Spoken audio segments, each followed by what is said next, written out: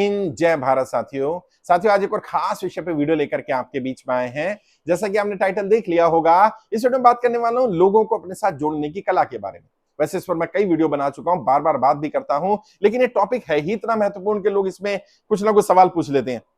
अब एक साथी ने सवाल पूछा कि सर, मैं राजनीति में बिल्कुल नया हूं और मेरे साथ लोग कैसे जुड़ेंगे, मैं शुरुआत कैसे करूं, लोगों को जोड़ने की शुरुआत कैसे करी जाए, उस कला में कैसे माहिर बना जाए कि मैं शुरुआत से ही ऐसा माहिर बन जाऊं कि लोग मेरे साथ जुड़ते चले जाएं।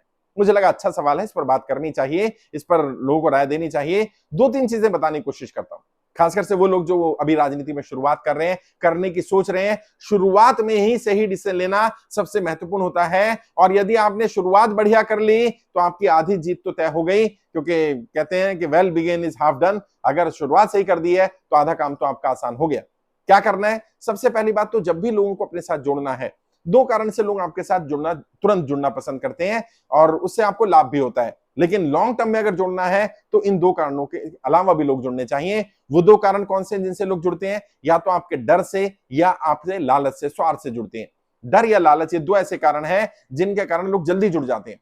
अगर आपका डर हो कि आप उनके साथ गलत कर सकते हैं, डर हो कि आपके साथ नहीं जुड़े तो आप उनके खिलाफ जा सकते हैं किसी भी कारण से, चाहे जाति के आधार पर, धार्मिक आधार पर, अपनी पावर के आधार पर, अपने पैसे के आधार पर, यदि लोगों को ये डर होता है, गांव में खासकर से निचले तबके में डर रहता है कि अगर इस व्यक्ति के साथ नहीं जुड़ा तो ये व्यक्ति बदला ले सकता है, कल हमारे खिलाफ जा सकता है, या फिर लालच, स्वार्थ कि कुछ उन्हें मिल रहा है तो इसलिए आपके साथ जुड़ रहे हैं। दोनों में ही केस में लोग जल्दी जुड़ जाते हैं, लेकिन वो जो जुड़ाव होता है वो नेचुरल नहीं होता है। अगर आपसे बड़ा स्वार्थ कोई दे देगा, आपसे बड़ा कोई डर पैदा करने वाला आ जाएगा, तो जो लोग आपके साथ जुड़े हैं ये तुरंत आपका साथ छोड़ करके उसके पास चले जाएंगे, आपके लोग अपने आप हट जाएंगे। अगर डर के कारण जुड़े तो वो डर कोई दूसरा पैदा कर देगा, अगर लालच के कारण जुड़े तो आपसे बड़ा कोई स्वार्थ पैदा कर देगा। लेकिन लालच और डर से भी लोग जुड़ते हैं, ये बात सही है। लेकिन अगर आप लॉन्ग टर्म में लड़ाई लड़ना चाहते हैं, वाकई में सफल राजनेता बनना चाहते हैं, वाकई एक मजबूत टीम बनाना चाहते हैं, शुरुआत में ही ध्यान रखिए जो लोग आपके साथ जुड़े वो आपकी विचारधारा, आपकी आइडियोलॉजी, आपके मुद्दे के साथ जुड़े। अगर लोग वाकई आपके मुद्दे, आपकी विचारधारा, आपकी आइडियोलॉजी के साथ जुड़ेंगे, बिना स्वार्थ के जुड़ेंगे, बिना किसी डर के जुड़ेंगे, उनको लगेगा कि वाकई इस व्यक्ति के साथ जुड़ करके फायदा है और वही विचारधारा उनकी भी है जिस विचारधारा के लिए आप काम कर रहे हैं, तो ये बॉन्ड लंबा होगा, स्ट्रांग होगा, लॉन्ग टर्म चलेगा। और यही लोग कल को आने वाले समय में आपकी टीम में आने वाले हैं, तो आपको टीम बनाने में आसानी होगी। जो लोग आपके साथ जुड़ेंगे उनमें जो लोग अच्छा काम करते रहेंगे उन्हें आप अपनी टीम में लेते रहेंगे। तो कोशिश करिए आपकी विचारधारा, आपकी आइडियोलॉजी, आपके साथ पर्सनल करेक्शन के साथ लोग जुड़े। कई लोग कहते हैं कि सर, क्या मैं अपनी जाति के लोगों को जोड़ूं, क्या मैं अपने धर्म के लोगों को जोड़ूं, क्या मैं अपने परिवार के लोगों को जोड़ूं? इससे फर्क नहीं पड़ता आप किससे जोड़ते हैं। लेकिन अगर आप जाति के आधार पर भेदभाव करते हैं, यदि आप धर्म के आधार पर भेदभाव करते हैं, यदि आप क्षेत्र के आधार पर, भाषा के आधार पर भेदभाव करते हैं, किसी भी तरह का अगर आप भेदभाव करते हैं, तो ये मानकर चलिएगा दूसरी जाति, धर्म के, दूसरी भाषा, दूसरे क्षेत्र के लोग आपके साथ नहीं जुड़ेंगे। और ये इमेज अच्छी इमेज नहीं है। लॉन्ग टर्म में बड़े बनने के लिए, अगर आपको राष्ट्रीय स्तर का नेतृत्व करना है, राष्ट्रीय स्तर का नेता बनना है, यदि आपको वाकई जननायक बनना है, तो जननायक किसी जाति के नहीं होते साहब, जननायक किसी धर्म के नहीं होते, जननायक किसी पर्टिकुलर समुदाय के नहीं होते, जननायक किसी पर्टिकुलर मोहल्ले, पर्टिकुलर क्षेत्र के नहीं होते। ये और बात है, लोग उन्हें अपना मान लेते हैं। बाबा साहब अम्बेडकर को एक पर्टिकुलर जाति का नेता मान लेते हैं। बाबा साहब अम्बेडकर पर्टिकुलर जाति के नेता नहीं थे, वो पूरे देश के नेता थे। उन्होंने जो काम किया वो सबके लिए किया, जो संविधान बनाया वो सबके लिए बनाया, और उस संविधान के आधार पर ही आज हमें आजादी है। हम अपनी बात रख सकते हैं, चाहे हम किसी भी धर्म को माने, हम मान सकते हैं ये आजादी हमें बाबा साहब अम्बेडकर की वजह से मिली, और उन्होंने किसी एक धर्म, एक जाति के लिए काम नहीं किया। वो सबके नेता थे। महात्मा गांधी किसी एक धर्म, एक जाति के नेता नहीं कहे जा सकते हैं। अटल बिहारी वाजपेयी जी को किसी एक धर्म, एक संप्रदाय, एक समुदाय का नेता, एक राज्य का नेता नहीं कहा जा सकता।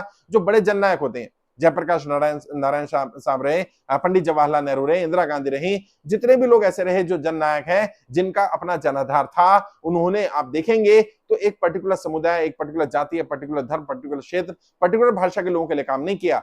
हर व्यक्ति की समस्या का समाधान करने का प्रयास किया, और जो उनके पास आ गया वो उनके लिए, उनका बस एक मुद्दा बन गया कि इसकी समस्या का मुझे समाधान करना है। ये बिना देखे, बिना ये भेदभाव करे कि वो किस जाति का है, किस धर्म का है, किस संप्रदाय का है, किस समाज का है, किस भाषा को बोलता है, किस क्षेत्र में रहता है। तो कोशिश करिए अपने साथ, अगर आप जाति के आधार पर, धर्म के आधार पर लोगों को जोड़ना चाहते हैं, कोई बुराई नहीं है, लेकिन फिर लॉन्ग टर्म में आपकी राजनीति के लिए ठीक नहीं रहेगा। लॉन्ग टर्म में अगर एक ही जाति, एक ही धर्म के, एक ही संप्रदाय के, एक ही रीजन के लोग आपके साथ जुड़े मिलेंगे, तो आप वहीं के नेता बनकर रह जाएंगे। अगर आपको राज्य स्तर की राजनीति करनी है, अगर आपको लग रहा है आपको राज्य से ऊपर उठना ही नहीं है, अगर आपको लग रहा है आपको जाति या धर्म के स्तर पर ही काम करना है, तो वहां भी लोगों को जोड़ सकते हैं। हाँ, धर्म और जाति के आधार पर भी लोगों को जोड़ना थोड़ा आसान हो जाता है, लेकिन मैं आपसे रिकमेंड करूंगा आपको कि आप वाकई अगर लीडर हैं तो मैं आपसे रिक्वेस्ट करूंगा और उम्मीद भी करूंगा कि आप आगे बढ़ के मुश्किल ऑप्शन चुनेंगे। और मुश्किल ऑप्शन क्या है? सभी धर्म, जाति, संप्रदाय, सभी क्षेत्र, सभी भाषा के लोगों के लिए काम करना। जब आप उनकी भाषा भी नहीं समझते हैं, लेकिन प्रेम की भाषा ऐसी है जो सब समझ लेते हैं, दया की भावना ऐसी है, करुणा की भावना ऐसी है जो हर कोई समझ लेता है। जब आप उनके हित के लिए काम कर रहे हैं, उनकी समस्याओं का समाधान कर रहे हैं, यकीन मानिए लोग आपके साथ जुड़ेंगे, और ये लोग जो जुड़ेंगे ये लॉन्ग टर्म तक आपके साथ रहेंगे। जब आप किसी की समस्या का समाधान कर देते हैं और बदले में आप उससे कुछ एक्सपेक्ट नहीं करते हैं, तो इससे भी टीम बिल्डिंग में आसानी होती है। लोगों को जोड़ने का एक तो तरीका ये है कि भाई मैंने आपके लिए ये करा, अब आप मेरे लिए ये करिए, गिव एंड टेक। तो वो तो एक व्यापार हो गया कि भाई मैंने आपके लिए ये समस्या का समाधान कर दिया, अब आप मेरे लिए वोट का काम करिए, अब आप मेरी टीम का काम करिए, अब आप ये करिए वो करिए। करे तो ठीक है, नहीं करे तो कोई दबाव नहीं। उनको बता दिया भाई आपको ये करना चाहिए, आप लोगों की मदद करिए, जैसे मैंने आपकी मदद कर दी, अब आप जाइए और लोगों की मदद करिए, ज्यादा लोगों से मिलिए। अब अगर वो मदद कर दे तो भी ठीक है, नहीं करता तो भी बिल्कुल घबराने की जरूरत नहीं है, क्योंकि आपने अपना काम निस्वार्थ भाव से ही करना है। और कोई देखे ना देखे, वो परमपिता परमात्मा, वो खुदा, वो भगवान, वो वाहिगुरु, वो अल्लाह, कुछ भी कहिए उसको, वो देख रहा है, वो नियति देख रही है। नियति आपकी नियत से फैसले करती है, और जब आपकी नियत अच्छी होगी, जब आपकी नियत लोगों की सेवा करने की होगी, लोगों को लाभ पहुंचाने की होगी, लोगों के जीवन को आसान बनाने की होगी, आपके कारण लोगों की जिंदगी में खुशियां आ रही होंगी, तो ऐसा हो ही नहीं सकता कि वो लोग आपके लिए काम ना करें या नियति आपकी फेवर में डिसीजन ना ले। हर समीकरण आपकी फेवर में बनेगा अगर आप इस तरह से काम करेंगे। एक और काम करिए, जब भी अगर आपको लग रहा है कि लोग आपके साथ नहीं जुड़ रहे हैं या लोगों को जोड़ना शुरू करना है, समस्या से भागिए मत। जहां समस्या है, जहां प्रॉब्लम आए, जब आपको पता चला आपके क्षेत्र में कोई समस्या है, किसी संप्रदाय के साथ है, किसी जाति वालों के साथ है, किसी धर्म वालों के साथ है, किसी रीजन वालों के साथ है, किसी रिलीजन वालों के साथ है, किसी भाषा वालों के साथ है, तुरंत वहां पहुंच जाइए। खुद पहुंच सकते हैं तो खुद पहुंचने की कोशिश करिए, अगर खुद नहीं पहुंच सकते हैं तो अपने किसी प्रतिनिधि को भेज करके वास्तविक स्थिति, जो एक्चुअल स्थिति है, उसके बारे में पता लगाइए और फिर अपनी राय देना शुरू करिए, और जितना हो सके वहां के लोगों की समस्याओं का समाधान करिए। अगर मैं राजनीति में सिखाता हूं, अगर आपके कारण किसी की समस्या का समाधान हुआ या नहीं हुआ, ये इतना महत्वपूर्ण नहीं रह जाता है यदि आप उसकी प्रॉब्लम में उसके साथ खड़े हो जाते हैं तो। मतलब आप उनकी दिक्कतों में खड़े हैं ना, बस आधा समाधान तो आपने कर दिया। अब यदि मान लीजिए आप कुछ भी नहीं है, आप किसी पद पर नहीं है, आप नए आए, राजनीति में भी नए आए, राजनीति में भी कोई बड़ा पद आपका नहीं है, आप सांसद विधायक नहीं है, आप इलेक्टेड नहीं है, आप नॉमिनेटेड नहीं है, आपके परिवार का कोई राजनीति में नहीं है, आप उसकी समस्या में उसके साथ खड़े हैं। और किसके साथ खड़े हैं? जो वाकई में जेन्युइन व्यक्ति है, वाकई वो व्यक्ति जिसके ऊपर अत्याचार हुआ है। क्योंकि समाज में दो ही तरह के लोग हैं, एक अत्याचार करने वाले और एक अत्याचार जिन पर हो रहा है। जिन पर अत्याचार हो रहा है, हमेशा तय करिए मैं उनकी आवाज बनूंगा, चाहे वो किसी भी धर्म के हो, किसी भी जाति के हो, किसी भी भाषा के हो, किसी भी क्षेत्र के रहने वाले हो। जब जब आपको पता चले, आपकी नॉलेज में कोई ऐसी बात आई, किसी के ऊपर अत्याचार हो रहा है, चाहे किसी भी आधार पर हो रहा है, अत्याचार करने वालों के साथ ना खड़े होकर के जिसके ऊपर अत्याचार हो रहा है, जो अत्याचार सह रहा है, चाहे किसी भी कारण से सह रहा है, उसे भी मजबूत करिए कि वो अपनी आवाज उठाए, और आप उसकी आवाज में आवाज मिलाइए, आप उसके साथ जुड़ जाइए। यकीन मानिए आहिस्ता आहिस्ता आपकी टीम बननी शुरू होगी। और एक बार अगर आपकी पहचान हो गई कि आप हक की बात करते हैं, आप हित की बात करते हैं, आप ऐसे सभी व्यक्तियों के साथ खड़े रहते हैं, ऐसी सभी जगह जाते हैं जहां पर हक की बात करनी होती है, और आप बिल्कुल हक की बात पर रहते हैं, न्यूट्रल बात करते हैं, आप सच्चाई का साथ देते हैं, तो आहिस्ता आहिस्ता आप देखेंगे आपके पीछे एक कारवां खड़ा हो जाएगा। ऐसे बहुत सारे लोग हैं जो अपनी बात रख नहीं पाते, बहुत सारे लोग हैं जिन्हें अपनी बात ढंग से लिखनी नहीं आती, ढंग से बोलनी नहीं आती। वो चाहते हैं कोई उनको लीड करे, वो चाहते हैं कोई मसीहा आए, कोई ऐसा व्यक्ति आए जो हमारी बात वैसे ही रख दे, हमारी बात वैसे ही समझ ले, उन्हीं इमोशन के साथ समझ ले जिन इमोशन के साथ हम कहना चाहते हैं। और यदि आप उनकी बात वैसे ही समझ लेंगे तो यकीन मानिए आपकी टीम भी बन जाएगी और आपके साथ लोग जुड़ते चले जाएंगे। आपको पता भी नहीं चलेगा कैसे आपका कारवां खड़ा हो जाएगा, आपके साथ बहुत सारे लोग जुड़ जाएंगे। समस्या क्या है? लोग समस्याओं से भागना चाहते हैं, लोग समस्याओं में जाना नहीं चाहते हैं, लोग हक की बात कहना नहीं चाहते हैं, क्योंकि ये व्यक्ति मेरी जाति का है, मेरे धर्म का है, मेरे समाज का है, मैं उसकी गलत बात पर चुप हो जाऊंगा और दूसरे समाज की गलत बातों पर बोलना शुरू कर दूंगा। ऐसे टीम नहीं बनती साहब। लोगों को पता चल जाता है, और जिनके लिए आप आवाज उठा रहे हो उन्हें भी पता चल जाता है कि मतलबी है, लालची है, पाखंडी है, केवल अपने धर्म की बात कर रहा है, सच्चाई की बात नहीं कर रहा।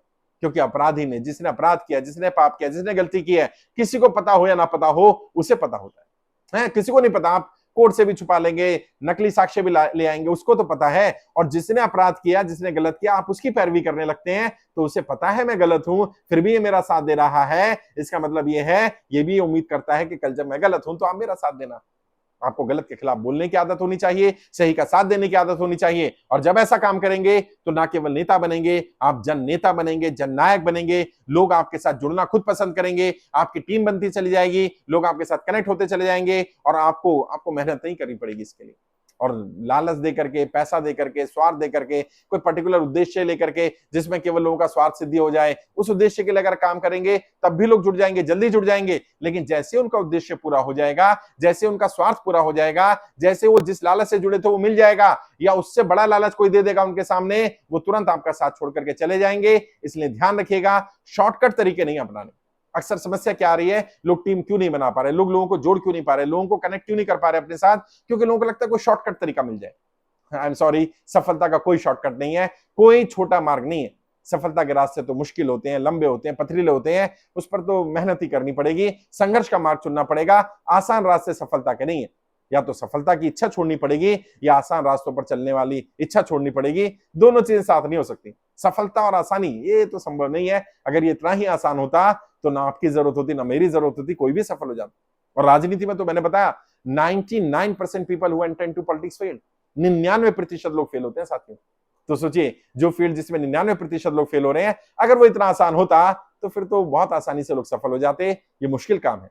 लेकिन हाँ, जब भी मेहनती लोगों को, कामयाब होने वाले लोगों को मुश्किल काम मिलता है तो क्या कहते हैं अपने आप से? बार बार बोलता हूं ना मैं, क्या कहते हैं? वो अपने आप से कहते हैं ये मुश्किल कार्य है इसलिए मेरे करने योग्य है। मैं फिर रिपीट कर रहा हूं, ये मुश्किल कार्य है इसलिए ये मेरे करने योग्य है। आप भी अपने आप को यही दोहराइए। जब जब कोई मुश्किल काम करने को मिले, अपने आप से यही कहिए जो सफल लोग कहते हैं, ये मुश्किल कार्य है इसलिए ये मेरे करने योग्य है।